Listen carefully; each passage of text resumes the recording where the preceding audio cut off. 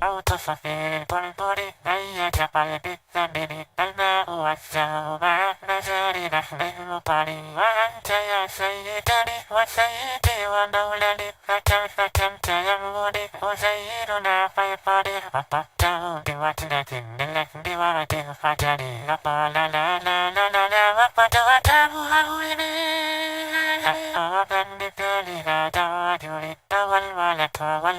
ولي ولي ويلني فقلت لا تولولي وبين اللؤلؤ قالت له حين كشاح النحو جئت من الطريق رفقتي سقولني قوة كالعسل لي سمنتها بهانتي أستامن الحروف لي وصل فستان حري بالسهر والسرور مرود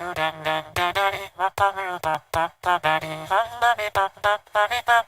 بطبطبني وسقف سقسقني ورقص طبطبني من شوى شوى وشاهش على ورقص فاتني وهرات القمر يصيح مجاري في مجاري ولو جراني راكبا على حمار هزلي تمشي على ثلاثة كمشية العرج والناس تغت الجمل في السوق بالقلقلل والكل كيف حفي ومن حوينل لكن مشيت غالبا بخشية العقاقير إلى لقاء ملك وأفضل مبتل دمدم هجروا فيها ناشيا مبوتدا لأبيني على الهدي والألمع متحيها ببوصني لغنت قطع زفرتك يا تشعل هلت بولي تفور في مطلعها صوت صفير بلبلي.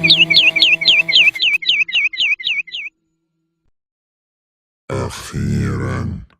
لك ساعة وانت تغني. أوكي، الحين انت دخلت قصري، سرقت إيميرالد، ولما قفلتك تغني وتتوقع أخليك تروح، صح؟ أيوة صح. ممكن أروح إذا؟ لا،